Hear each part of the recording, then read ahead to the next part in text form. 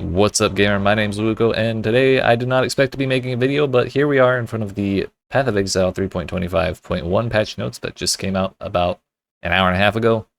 And yeah, I've heard that there's some juicy stuff in here regarding tier 17s, though I have not read the notes myself. So these are as live and unfiltered as my reactions can be. And yeah, I guess we'll just get started. So, later this week, we're planning to deploy the 3.25.1 patch, which includes changes to the Recombinator, Thaumaturgic Dust, and Tier 17 map modifiers. Here's a preview. Though they are still subject to change, these are the patch notes, yada yada yada. Okay. Settlers improvements.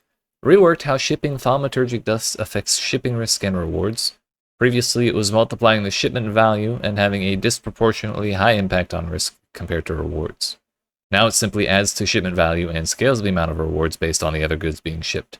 This means the way Thaumaturgic Dust affects shipment value/risk now directly correlates with the amount of rewards you will receive, and in almost all cases this is a buff from before.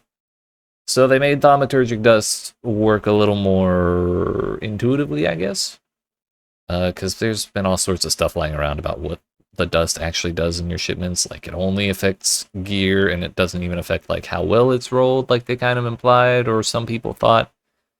Like it has nothing to do with currency or anything like that. So it seems like that's out the window. So more dust, more better now. And I guess it's not like the crazy, like exponentially diminishing returns or whatever, like it was before either. Anyways. When recombinating items, rarer modifiers now have a much higher chance to be selected for the resulting item than before. So you're not like practically guaranteed to rip your item anytime you throw it in a recombinator. That's pretty good. Though I guess the one time that I used a recombinator, I got pretty lucky because I managed to keep curse on hit on my ring. I just didn't get like life or any res. Anyways, players now spawn further away from the portal in the Admiral Valerius boss area to help prevent leaving by accident. Okay, I thought they were going to say because people were dying in there or something and having a hard time getting back in, but that makes way more sense. Added the Uber boss fragments, missing fossils, and the blighted scouting report to the currency exchange. Missing fossils was actually a huge bummer for me. I farmed a ton of delve off stream, and the prices on the trade site are actually way lower than they are on the currency exchange, so I really didn't want to sell them for lower than what I could get. But I thought it was intentional for some reason. So glad to see it's not, and that we get to get the good prices on those now. General improvements and changes. Adjusted the following Tier 17 map modifiers. This is what I'm most excited for. Tier 17 Saw Blades mod slowed down, and there are only 3 Saw Blades instead of 6. Sick. The Marked for Death debuff no longer prevents the recovery of life and energy shield. It now increases damage taken by 50% instead of 30%. I mean, okay, that's still pretty rough, but alright, alright. Players and their minions deal no damage for 3 out of every 10 seconds instead of 4 from every 10 seconds. Okay, straight up 25% better. Sick. Players have 3% reduced action speed for each time they've used a skill recently from 4. Okay, that's still... That's another 25% better, but like, that one still sucks so much. Monsters have 100% increased AoE and fire 2 additional projectiles instead of 4 additional projectiles. Monsters take 35 to 45% reduced extra damage from critical strikes instead of 100%. Okay, crit builds can work in tier 17s again. Wonderful. Players have 25 to 30% less area effect instead of 50%. Also 25 to 30% less defenses instead of 50%. It's great to just have things less turned off by the map modifiers. It still sucks that they're being turned off at all, but, you know. More on, more better. Rare and unique monsters remove 5% of life, mana, and energy shield from players or minions on hit from 10. Still sucks. Following mods no longer roll on tier 17 maps. 100% reduced effective curses on monsters.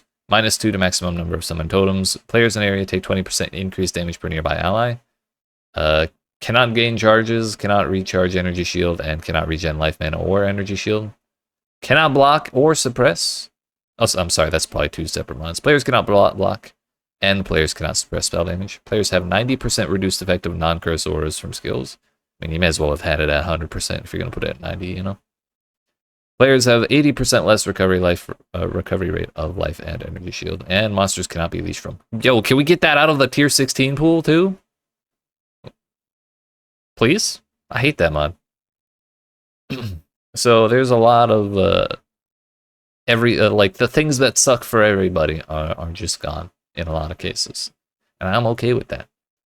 The more torn apart tier 17s get, the happier I am. I strongly dislike them. Added a new tier 17 map modifier. Players have 50 to 60% reduced maximum total life, mana, and energy shield recovery per second from leech. I love that leech is so complicated that it requires that many words to explain how they're messing with it in the modifiers. Divination Scarab of Plenty now grants additional packs of magic monsters that have 800% increased chance to drop divination cards instead of modifying existing packs in the area. It now also has a limit of 5 from 1. Okay, so that's straight up a buff. You get more monsters and you can have more of them. Sick. The bestiary craft 30% quality on a map now specifies it grants 30% base quality, replacing any alternate quality types from Maven chisels. This fixes a bug where if you use this craft on a map with a quality from a Maven chisel, it wouldn't have added more of the alternate quality. Okay, I thought they were going to say people were exploiting it to get free Maven quality. That's good though. Updated the Vengeful Cry skill gem description to clarify that minions cannot gain rage. Let him get mad, cowards. The singular Carapace's Atlas passive has been renamed to Towering Carapaces. Such a tough word. Updated remaining text referencing Reliquary Scarabs to correctly say Titanic Scarabs. Added a slot for Calm's Command Unique Siege Helmet to the Unique Stash tab. Sick. A buff to Unique tabs. Lastly, bug fixes. Excuse me. Fix the bug where some players were unable to use Manage Town option from Johan. Fix the ransom option, not stating how much gold is required. Nobody clicked that button anyway, it's okay. Fixed a bug where quality on life mana and hybrid flasks was incorrectly scaling duration. Okay. Yeah, that would cause problems. Fixed a bug where map crafting options from Scarabs were not appearing if placed on the 6th slot of the map device. Fixed a bug with Admiral's Arrogance Unique where the chance to gain maximum rage from hits granting rage was applying for all hits. Fixed a bug with the Taste of Hate Unique Flask where its chill and freeze avoidance and physical as added cold damage effects were not applying.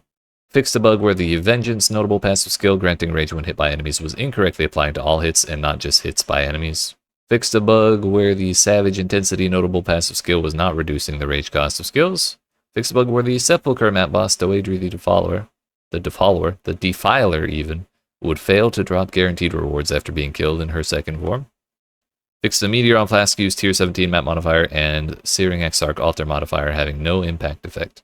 Fixed a bug where the Plummeting Kahuturoa unique finisher effect microtransaction could not be used along with a rare monster finisher effect. Sick, dude. Well, that's the whole patch. Turns out Tier 17s did in fact get pretty gutted, and honestly, I'm a-okay with that. I'll probably be trying them out pretty soon after this update comes out, just to see how they are, and I need to get the Tier 17 map challenges done anyways, so that'll be nice. I'm glad I didn't force myself to do that sooner. I'm glad they're making shipping a little more intuitive, at least with the dust, which I guess was the most unintuitive part to begin with, so that's a pretty major fix. No mention of gold and like gold costs for King's March, so I guess they're happy with that. And honestly, it kind of makes sense that it'll be pretty darn expensive to run a whole city worth of professionals. So I can't fault them too much for that. Really, I just wish League monsters dropped gold a little more regularly, like Breach and Abyss and Ultimatum and all that. If those dropped gold like regular map monsters did, I think I'd be having much fewer problems with keeping my city running, honestly. Anyways, that's all I got here. What do you think of the patch notes? Is it a W update? Is it an L update? Let me know in the comments, and while you're at it, don't forget to like the video and subscribe to the channel, and I will see you in another video.